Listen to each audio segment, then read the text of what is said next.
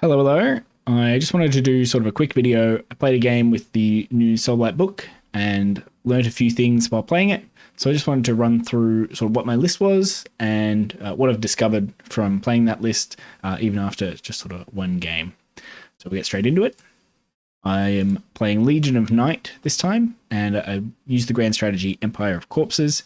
Empire of Corpses requires me to bring back 3 summonable units during the course of the game. I don't have any extra ways to do that, so I'm just relying on Endless Legions to do that. And one thing I noticed is this gets a lot easier to complete the worse you were doing in the game. I did quite well in the game, and I wasn't losing many of my units, and because of that, I wasn't really able to bring them back. But that's fine because I was winning the game anyway.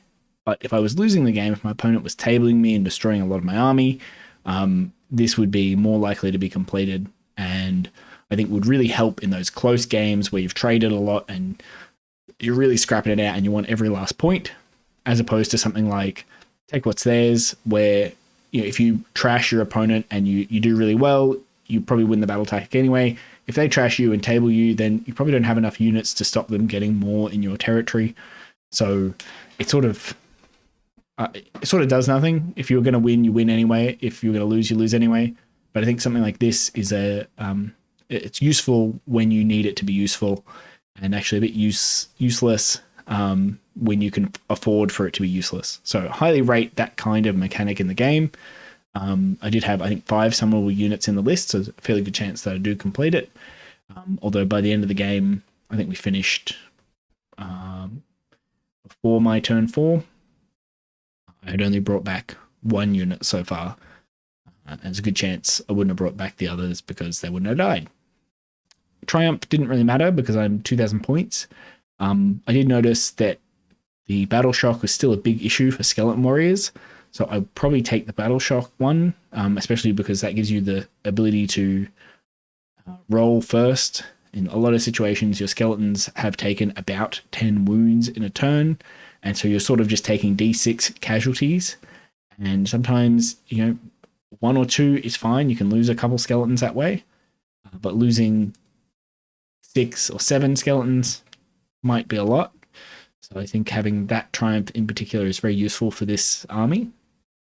As far as leaders, I have 3 vampires. I got Mannfred and then 2 vampire lords, Necromancer, and a White King on Skeletal Steed, who I've made my general. The big thing that I noted, Mannfred is way better than he looks. And the sub-faction ability, the swift form heroic action that lets you teleport 9 away as a heroic action, I think is absolutely amazing. Very, very easy to underrate and to not notice how much value you can squeeze out of this thing. One of the first things was being able to use a hero like Mannfred to capture an enemy terrain piece for desecrate their lands, and then in my opponent's turn, I can always just use the heroic action to teleport him back to safety. So you can just position your guy 9 away somewhere, score some points, and he'd be totally safe the next turn. I think that's really useful. For Mannfred in particular, I think this ability is absolutely stellar. Being able to charge when you issue Mannfred the redeploy command makes it really hard for your opponent to move within 9 inches of him. And because you're 9 inches away, it sort of just like locks a unit where it is. It can be really frustrating for your opponent. There's a whole bunch of different little uses for it. I think one is positioning something like Mannfred near another of your units to protect it. So I'm imagining you have Mannfred and a unit of Graveguard sort of sitting next to each other. And if they charge the Graveguard and aim to like alpha strike them, wipe them out before they can hit back, then you can use Mannfred to charge back using your subfaction ability, or you could use a Blizzard or something to charge back, and that way you're sort of trading instead of just losing your Graveguard. But with Mannfred in particular, if they move to like 5 or 6 away from your Graveguard because they intend to charge your Graveguard, you can issue Mannfred a redeploy command and charge their unit preemptively and just sort of stop them from charging your Graveguard at all. And then all Mannfred has to do is survive, which he's very likely to do. He's got 14 wounds now, a 3-up save, ignores the first wound each turn. All he has to do is survive, and then next turn, your Graveguard can charge in and clean up whatever it is that was going to kill them. If Mannfred's really beaten up, he's got 1 or 2 wounds left, you can always retreat him out of combat. At the start of your opponent's turn, you can use Swift Form to teleport him anywhere he needs to be to get him out of range of shooting and things like that. And if your opponent gets to within 9 of him and wants to charge him because he only has a couple wounds left, Mannfred can, again, use that ability to charge with a redeploy to make himself always fights first. And he'll heal up to like 6 wounds with the Hunger, which is another thing to note. The new Hunger is incredibly powerful. I think I healed about 10 wounds with Mannfred over the course of the game. The fact that you don't have to kill a model to trigger it, you just do wounds, is so important. I completed that battle tactic where we have to use the Hunger to heal wounds. That's almost a guaranteed battle tactic. It's very, very easy to have Mannfred or a Vloza General and to have them damaged at the start of your phase, and they're going to do some sort of wound. So they're going to heal with the Hunger. I found that to be very, very useful. I didn't actually find the Legion of Night battle trait, the one where you charge during the combat phase, that didn't come up, but the threat of it came up. And I think that's a big benefit of it. It's just that the fact that you can do it means that you can almost you can have your units protecting each other in a castle much more than you could before. I think that's really valuable, and it synergizes so well. Mannfred just fits in this army, and he does something so helpful to what the rest of the army is doing. And it does feel very sneaky, very tricky. It's very hard for your opponent to react to what you're doing because you have so many good options. Even just every time I got to my hero phase and I'm like, hang on, where do I want to put my vampire? I can pick any of my vampires here and I can just put them anywhere 9 away because they're not in combat. I think, honestly, we got out way ahead, right? People were upset that we lost Mannfred's ability to teleport at the start of the combat phase. Being able to teleport as a heroic action when you're not in combat, I think is a much, much more powerful ability. And when you play with it in game, I think you'll see what I mean. Feels like we're playing KO or something. We can just be wherever we want to be when we want to be there. Really useful just for little things like your Vampire Lord isn't in range for a unit to give them the +1 attack buff. You can just reposition him so he is, right? Or he was standing with a unit of Graveguard. Maybe they got wiped out, but he was standing behind them and he just doesn't want to be there anymore. So he teleports away and you can still use that +1 attack on something else. Very, very handy, really useful. I think because it's a heroic action, you can teleport them and then cast Soul Pike. I guess the other spells you don't really need to be in range, like Vile Transference you won't get in range because it's 9-inch, and Spirit Gale hits everything on the map, but Soul Pike in particular, you can teleport that guy and then cast Soul Pike, so that's quite handy. Yeah, highly rate that. Swift Form ability, highly rate Mannfred from casting. I really think, yeah, we lost the +1 to hit and wound, but what we gain in return is a really interesting, fun mechanic. And as much as +1 to hit and wound is really powerful, it's not very interesting. It's not very fun. Being able to charge in your as a redeploy, having always fights first when you charge, having like heals 6 when you do damage, these things are really powerful and really fun to play with. And I'm going to try the other list. I'm going to try Legion of Blood and Virkos and stuff. But honestly, this is so much fun playing this compared to the old book. I'll probably get hard stuck on playing Mannfred in Legion of Night for 90% of my lists. I highly recommend you try it out if you haven't already. The Vampire Lords are excellent. Still sucks that they have 5 wounds. Oh, they do die quick when they get caught. And they're not punchy enough to like really mix it up in combat anyway. I really would have liked them having that 6th wound. But they did get good spells. I cast Spirit Gale a whole bunch.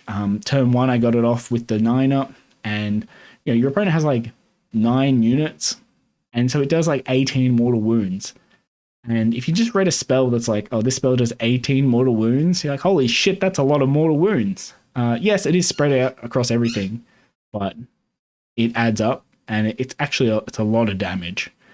Was playing against Stormcast, so those mortal wounds probably a lot more impactful than getting a bunch of, ticking off a couple mortal wounds on a unit that's got 30 skeletons or something like that. But usually armies that have this sort of composition, where they've got lots and lots and lots of trash models, also have low wound heroes. So Soulblight, like in the mirror match, I don't care about taking off 1 or 2 wounds from their skeletons and zombies because they're just going to heal them back anyway. But taking 2 wounds off a Vampire Lord, that feels really nice. That puts a lot of pressure on a lot of their sort of support units all at once. And they're left scrambling like, oh, do I use my heroic action to try and shore this up? And well, if they've got a breath weapon or they get a lucky charge or whatever, really highly rate Spirit Gale. Soul Pike, I got off this game because of the range increase. I was 24 away, not 18 away. So actually got to use Soul Pike, which is a really nice feeling, getting to use your spells. We deployed 22 away in the battle plan we're in, so it just wouldn't have been able to be used otherwise. And actually was useful. I got it off on Krondus, and Krondus took, I think, 3 mortal wounds, which was low given the charge roll. And my opponent did double turn me on the turn that Krondus had Soul Pike on him. And very good chance he would have got another charge as well, but I think ended up being tied up in combat because he couldn't shoot off the skeleton unit that we're fighting with. The Necromancer, for 90 points, I think he's absolutely amazing. I didn't use Van Hell's Dance, and Van Hell's Dance I think is a bit harder to use, but I much prefer the cheaper Necromancer with the harder to use Van Hell. I don't feel bad at all about losing him, or the 4-up ward. Like, you just sort of have him around. He's a good spellcaster. He's a good candidate for Morbeg's Claw because he can stand there and do nothing, and you're like, this is fine. It's not a big deal. Fading Vigor, all the spells that I have access to are quite good. I think just including one almost never feels bad. It's such a good 90 points to spend. And when you do get those Van Hell activations, you'll feel good about them. But I think some of the times, like a Vampire Lord gives you +1 attack in the combat phase. So if you use the Necromancer on Skeleton Warriors, they don't do that much damage anyway. And then, like, if your Graveguard are in combat, they probably kill the thing they're fighting against, or the thing they're fighting against just kills them. So it's hard to start your hero phase. So yeah, I found that Van Hell being a lot less of a consideration for the Necromancer, and the actual just spell that he has being more interesting to me. With the +2 to cast, there's a good chance you get it off. For 90 points, I think he really makes your opponent think. If he was that 130, I wouldn't rate him, but at that price, a Necromancer is a really good include in your army. White King on Skeletal Steed. This guy was good. He performed well. I'd almost not give him the Arcane Tome. I might give him the Chiropteran Cloak with what I kind of want to do with him. Before, you had to pay this as a tax to get Graveguard as battle line. You had to have a White King as your general, and he did nothing. So it was like 160 point or 130 point tax for an effect that you barely even need. I think this is much nicer. You don't feel like an idiot including one in your army. The fact he can come back is quite nice.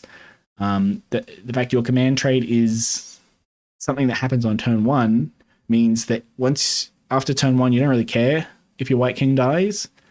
I really like that about the combination of the two, especially since what I'm trying to do with them is I'm trying to do a turn 1 charge with the White King and the Black Knights. Means I'm getting a summonable unit back really early to power up my Empire of Corpses grand strategy.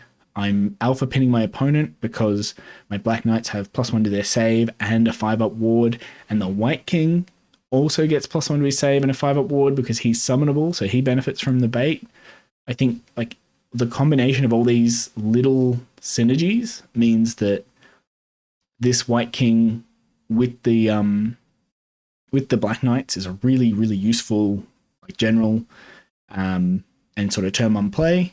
And to add to all that, you don't feel bad about losing the White King if he does die quickly, because you have a backup general in Mannfred. So I think all these little synergies together make me really happy. I prefer probably the one on steed to the one on foot. I didn't use the one on foot.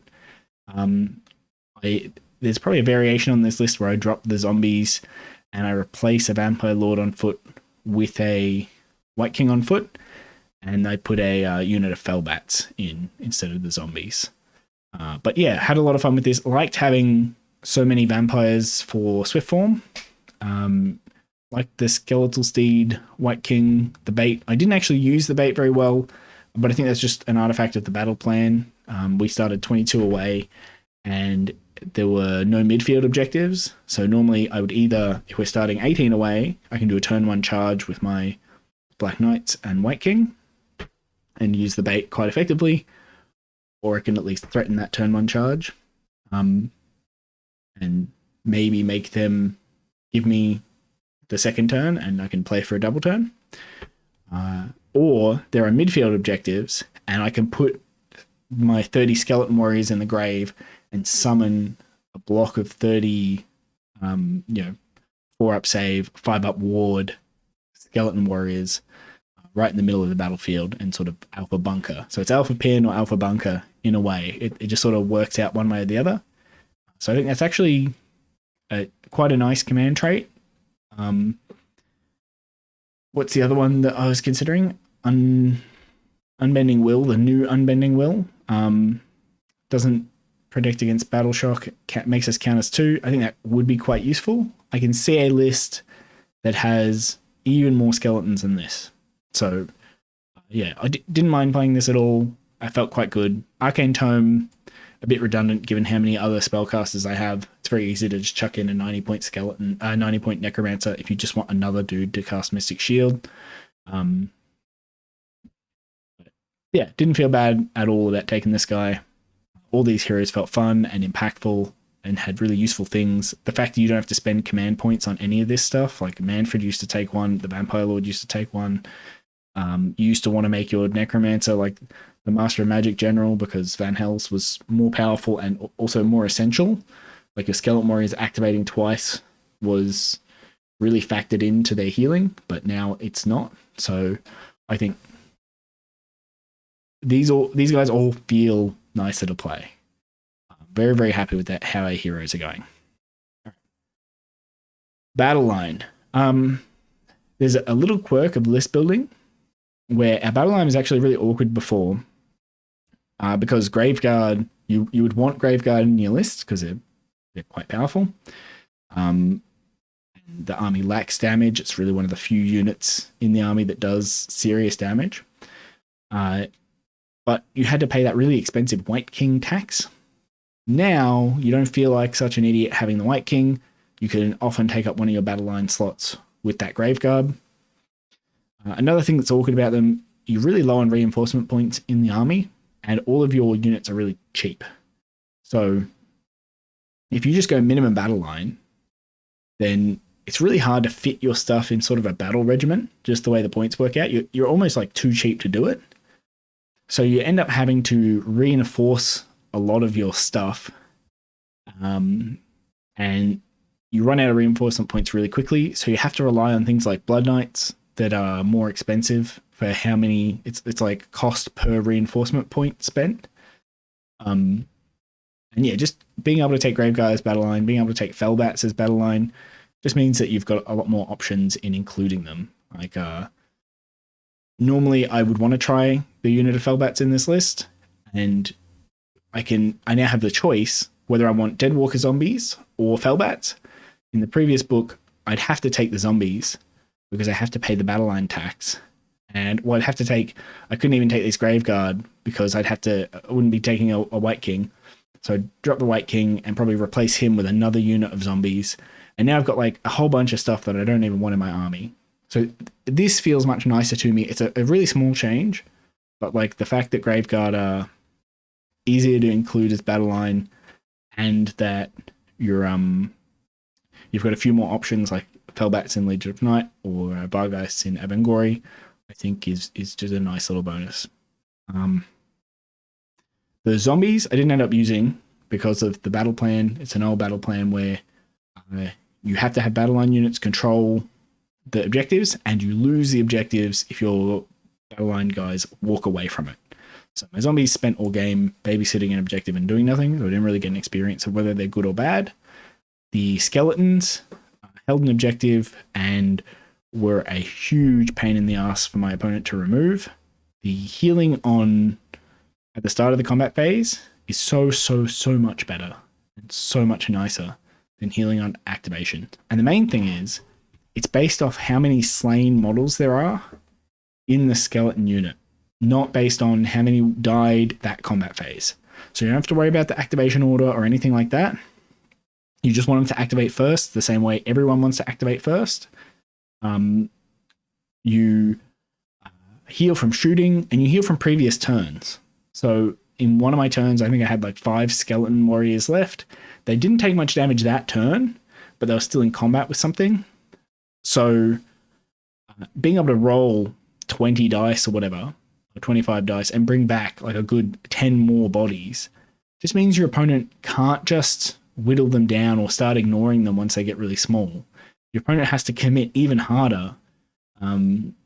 And it's just a really useful ability, really powerful against my opponent. Had quite a lot of shooting, very powerful against that.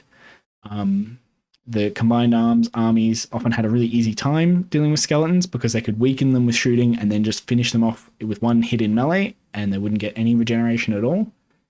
Now it's much harder to do that. You have to hit them with multiple hits in melee, so your opponent has to charge a bunch of their powerful high damage units into your skeleton warriors.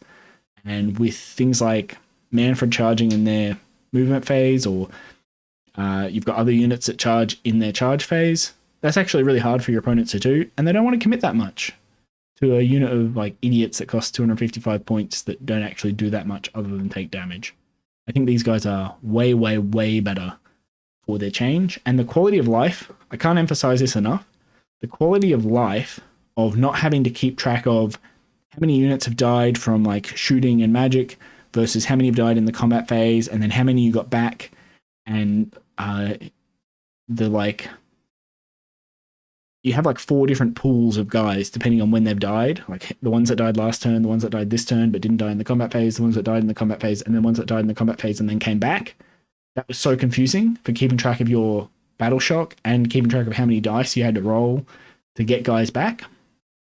Now, you still have to keep track of who died and came back for battle shock, but you kind of have to keep track of that for everyone. You have to keep track of how many died this turn for battle shock. So you always have 2 pools. You got like a pool of guys that died this turn, pool of guys that died last turn. The one thing you don't have to keep track of now is how many died in the combat phase. What you do is, you look at your skeleton unit and you say, well, I got 6 guys left, and the unit started with 30. So if I've got 6 left, that means I have 24 slain. So I just roll 24 dice and I get that many back.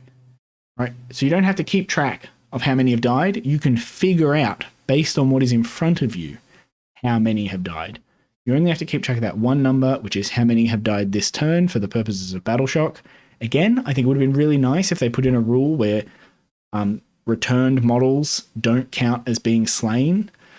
So if you end up in a situation where you took 5 casualties and you healed back 10 or something like that, you don't actually have to take a battle shock test because, believe it or not, your unit has more models in it. It's actually improving in the amount of soldiers you have near you. Its morale should be going up, not down.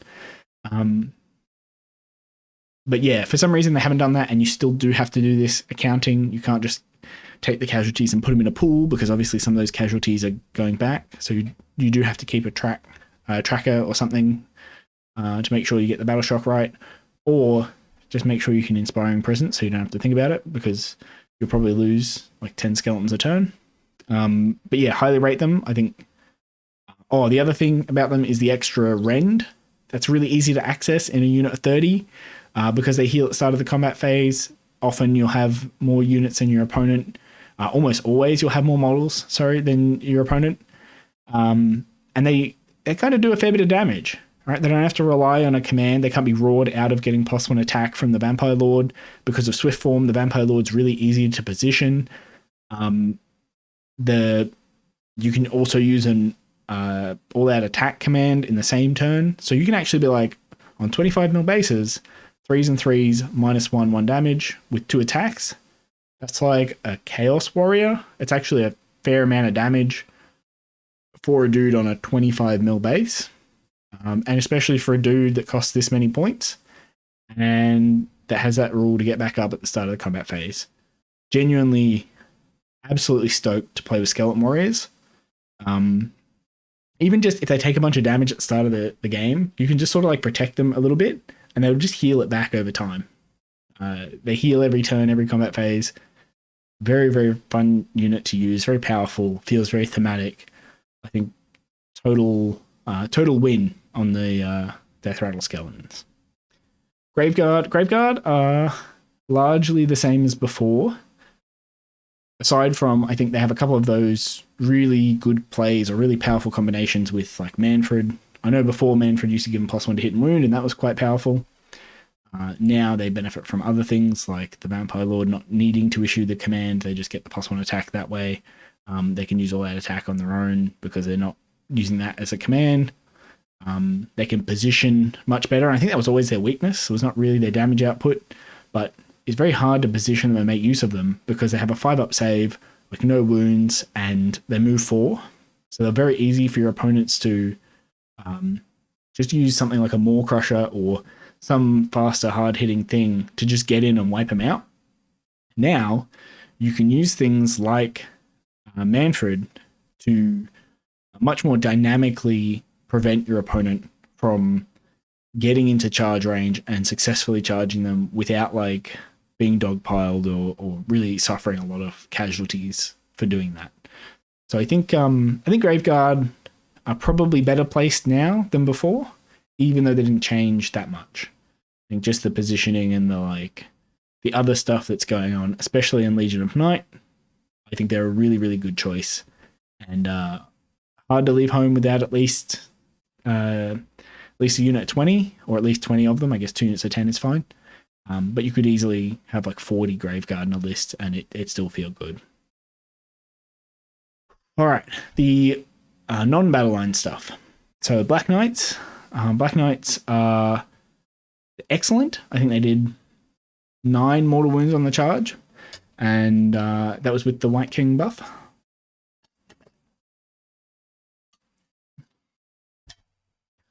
On average, they do, I think, 10. It's 1 for each knight if you've got the buff. It's quite a lot of damage for a 220 point unit, and it's quite a lot of durability as well. It has, with 2 wounds each, it's a 20 wound unit. And then with the bait, they get the 5-up ward and the 4-up armor. They're actually, your opponent has to commit quite a lot of resources to them, and then they can come back as a 5-man unit and they can charge again and do mortals. There's obviously a combination with the Legion of Night command ability, so you can play aggressively with them and get your charge bonus off that way. But you can also play defensively with them and use them to, as the reaction charge, because they only have to get 1 model in. You don't have to get the whole unit in to get all the charge models. If your opponent charges something like your Graveguard, and you have nearby Black Knights, you only have to get 1 in range with the counter charge to do the full charge models. And I should double check that it does work that way. Didn't end up happening in the game, but I'm pretty sure it just happens when they charge. It doesn't happen in the charge phase. I'll just check it now because I don't want to be too excited about that if it actually doesn't work. But it should work. Death, Soulblight, War Scroll, Black Knighty boys. Yeah, after it makes a charge move. So you can just use it as a charge reaction using the Legion of Night battle trait and do a bunch of mortals to something before it activates. And if you combine it with something like Soul Pike, you can actually make it very difficult for your opponent to charge into you. So I think Black Knights are really useful. It sucks that they take a reinforcement point. You can't just take them in a unit of 10. But I also understand that if they came in a base 10, having 30 of them would be a bit ridiculous because then they would do 30 immortal wounds to the thing they hit. So yeah, cavalry makes sense for the 5 base. It's just this army is in really short supply for its reinforcement points. The Blood Knights, unfortunately, I don't think I used my Blood Knights very well. They ended up taking the brunt of a lot of damage very early. Didn't do a whole lot. They did take a lot of damage, but their durability didn't change all that much. So unfortunately, don't have a lot to say here about them. I don't think they fit with the list that well. But again, they're sort of useful as an expensive unit that can fill in your 1-drop. And I do think they're effective. They've got a bit of that same thing with when they do a counter charge, they can do mortals on the charge. They move over them and move back, and they'll do D3 mortals on a 2-up. But obviously that's a lot fewer mortal wounds than the Black Knights. But, I guess they get their charge bonus still. They still do 2 damage because they made a charge move that turn.